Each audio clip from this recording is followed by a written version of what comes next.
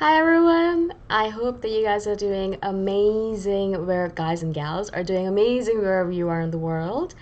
I'm so grateful that you guys are listening, watching, subscribing. I really appreciate your support. And in this one, I wanted to speak to you about maladaptive daydreaming. Maladaptive dreaming, daydreaming. It's a new term that I've learned recently, and I saw it on an Instagram post or somewhere where, they said that maladaptive dreaming is actually a psychological condition. And I started reading up on it, obviously, because I was like, what is maladaptive daydreaming? I've heard about daydreaming, obviously, but what's wrong with daydreaming? Daydreaming's awesome. I love daydreaming. I spend hours and hours daydreaming. Well, not anymore, but I used to spend hours and hours and hours daydreaming and imagining how my life could be better or more ideal, or how I could fix the world in a more ideal fashion.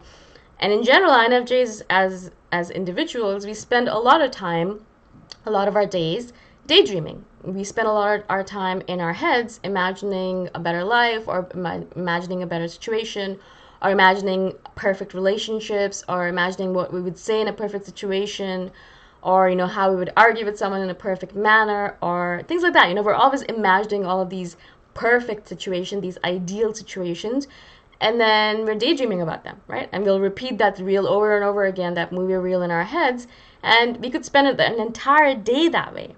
In general, that's why we love road trips, or we love long train rides or long plane rides, because we can just sit there uninterrupted. No one's going to say anything. We can just sit there and spend all of this time in our heads daydreaming about whatever, right?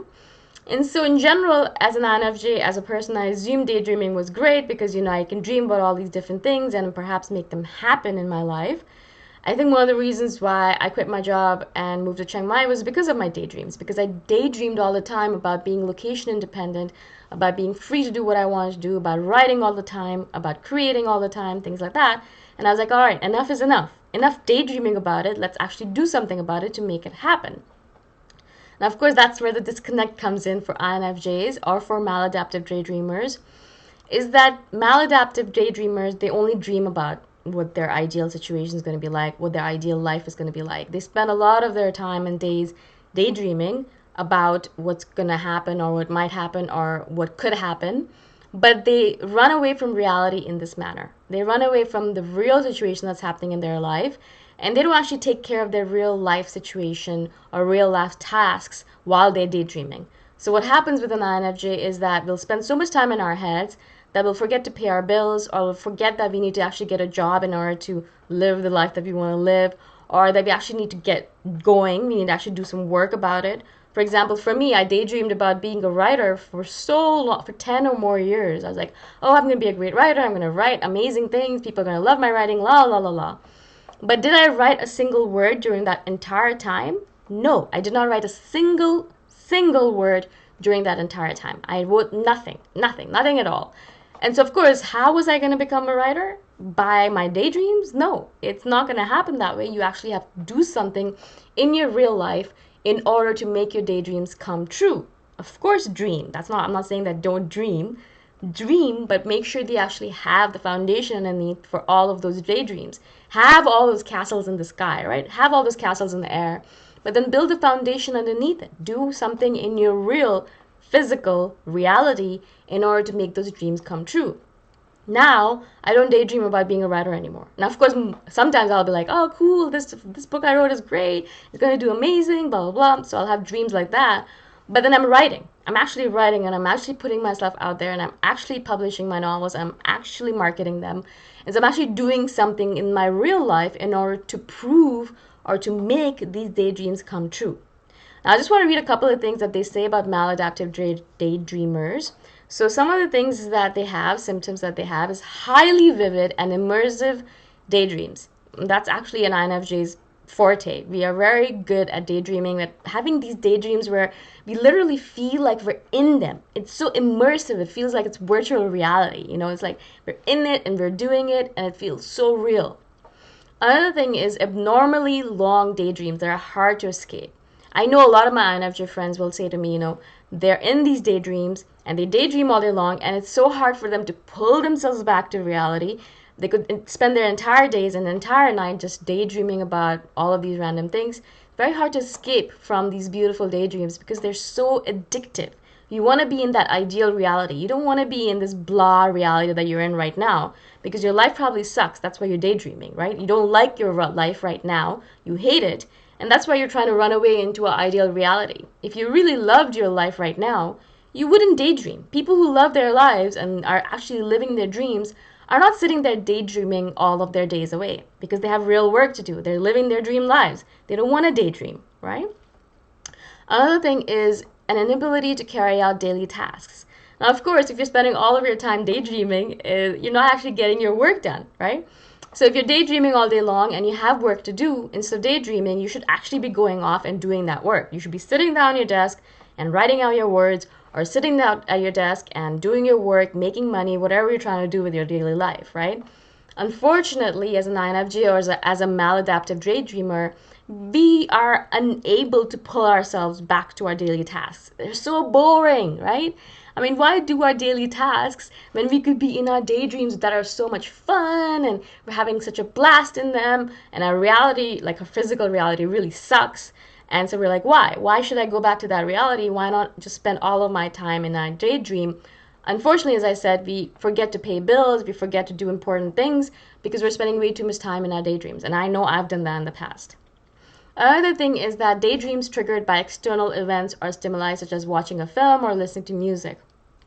This happens to me all the time, actually. A lot of times I'll be actually listening to music and something will trigger my brain and I'll go into this daydream and I'll come back 15 minutes later and I'll be like, oh, whoa, I completely missed the whole movie or the film or the music or whatever I was doing at the moment, right? That's one of the reasons I actually don't watch films anymore or movies or TV shows, because literally I'm not actually even watching the shows anymore. I'm in my daydreams thinking about all these different things. Something triggered it and I'm like in my head. I'm not watching the real movie. It's a waste actually for me.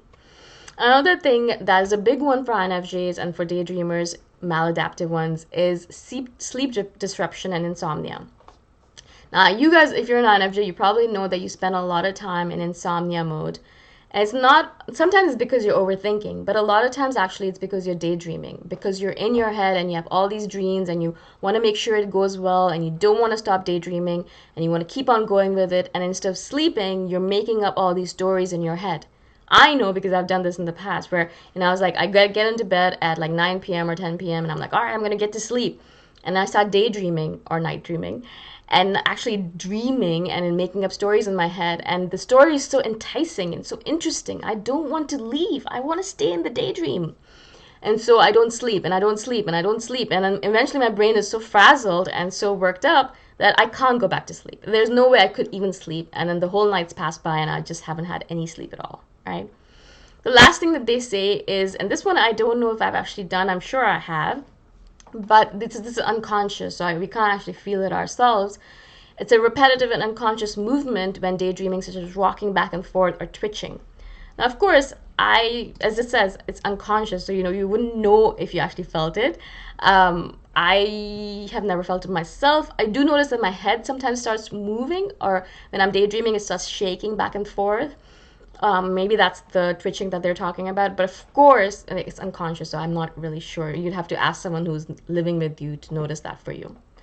But all of these things, when I was reading these symptoms, I was like, wow, this is so freaking eerie. Like, it was actually crazy, because how crazy is that this is actually a psychological condition. And I can totally understand that, because all of my life, when I was spending a lot of my days maladaptive daydreaming, like spending all of my time just daydreaming and getting away from reality, I did not actually get anything done. I did not live the life that I wanted to live. I would always miss things, like I would miss paying bills, or I'd miss events, or I'd miss like birthdays, and I was like, oh, well, I'm an introvert, it doesn't really matter. Well, what about your bills? What about the things that you're supposed to do in order to make sure your life is running well? That's one of the reasons why INFJs can be very unsuccessful, if you want to call it, or can have very terrible lives where they're really poor and they're not living their perfect ideal lives, because they're not actually doing anything to get the work done. They're sitting in their cabins, or in their cabins in the woods, or in their tiny little homes, or whatever it might be, in their apartments, and dreaming, actually, instead of doing work. Now, I'm not saying this from a perspective, oh, do this, go do this. I do this myself all the time. I still daydream a lot. I don't daydream as much as I did before, oh my God. Because back then, I think I spent like 24 hours a day maladaptive daydreaming. Now I spend maybe an hour or two a day, perhaps, barely that nowadays. But I noticed that if I do, it's very addictive. You know, I really, when I do start daydreaming, I'm like, oh, I don't want to do any real work. I just want to sit here and stare off into space and dream about all the different things that are going to happen in my life in the future, that amazing person that I'm going to meet, that amazing sex I'm going to have, all of these different places I'm going to visit, you know, all of that stuff, the good stuff, the fun stuff, right? And so it's very difficult, and it's actually very hard sometimes to pull yourself back from that daydream and be like, all right, cool, great. Now actually do some real work about this. Do some work. If you actually want to meet someone, go on a dating website or go on dates or go on blind dates or ask people to introduce you to people, right? If you want to have some good sex, go and find someone to do it, not just dream about it, right? If you want to go travel places, go and work and save up and then go travel, right? If you want an ideal job, then find what your ideal job is all about and then go apply to it and work up to it if possible. So again, like instead of dreaming about it, actually go and make it happen. That's the main essence of this video. Because again, as INFJs, we spend all of our time in our heads, in our daydreams, and we don't actually get anything done. We don't do anything productive. We're not living our ideal lives because of that exact reason.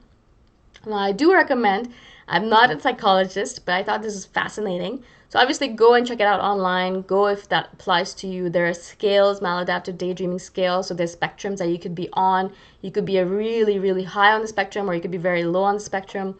And so of course there's many things to read up on this. If it's something that you are interested in, go and check it out yourself and research it or talk to a psychologist or psychiatrist. Again, I'm not an expert on this. I just thought that it was very poignant to me, so I wanted to share it with you guys. All right? All right. Thank you so much. I'm so grateful that you guys are listening and being on my channel. I really appreciate your support. And I shall see you guys the next time around. Bye for now.